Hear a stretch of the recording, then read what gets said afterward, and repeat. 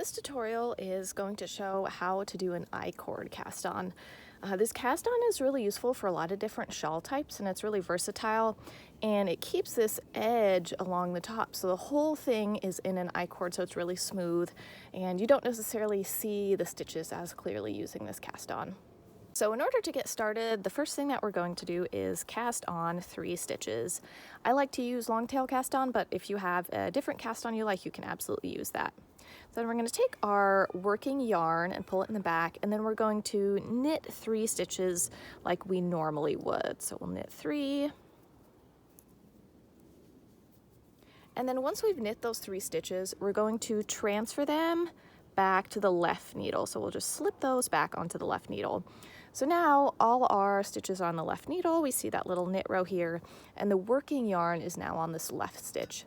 And we're now going to knit them again. So in order to do that, we have to bring that working yarn over to the front and then go ahead and knit those again. And you don't want to pull the yarn too tightly behind the work.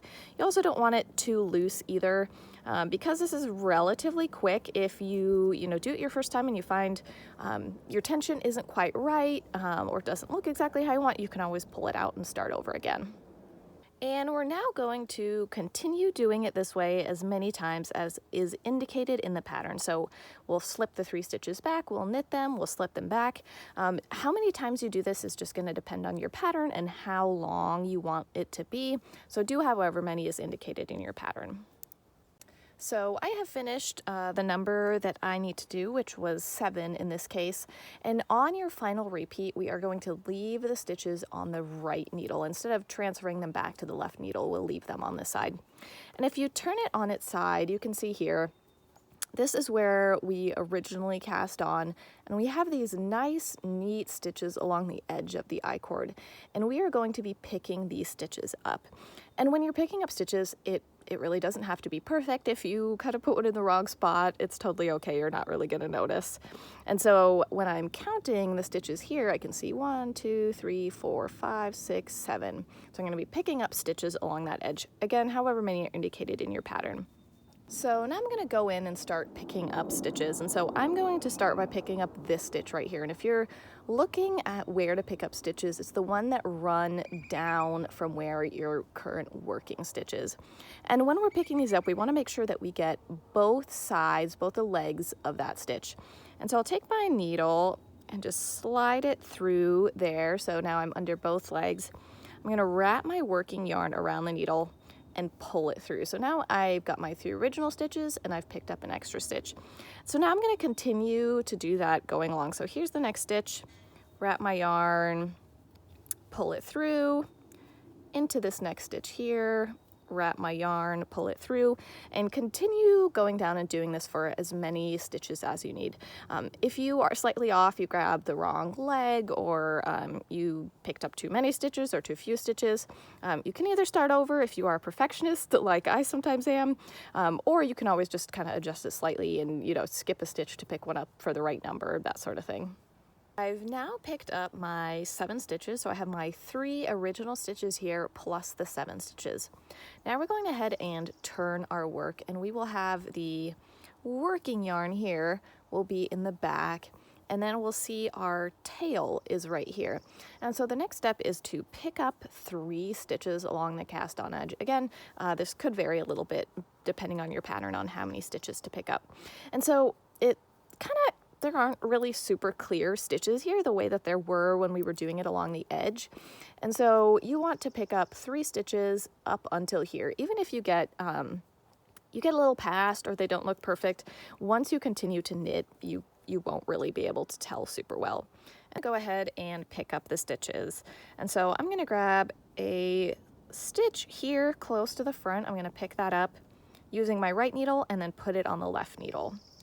I'll grab a second stitch here, pick that up, put it onto the left needle, and then last but not least, I like to grab one kind of right near where the tail is.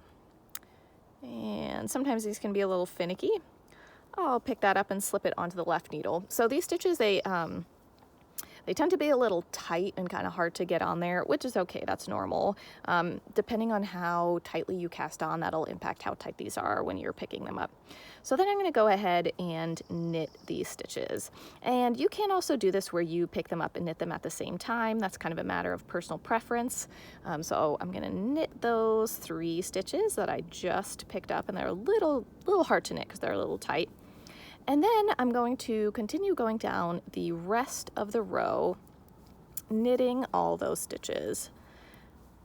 And then depending on what your pattern says, this is a wrong side row. So depending on your texture, you might be knitting, you might be purling, you might already be starting in pattern. And then, do whatever your pattern tells you as you go across. So in this pattern I'm specifically working on currently, it says to slip those last 3 stitches with the yarn in the front.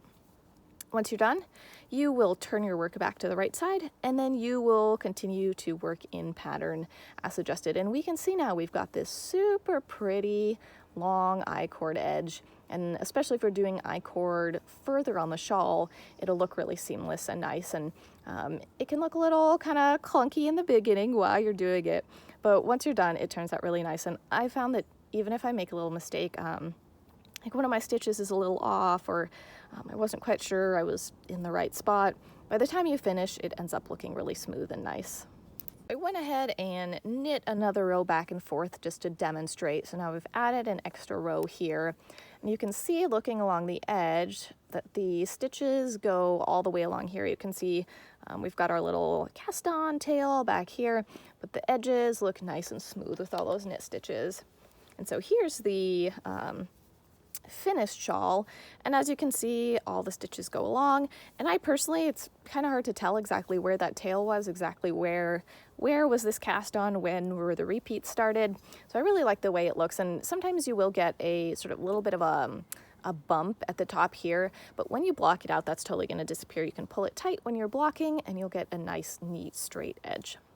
All right, happy knitting. Hope everyone has a lovely week.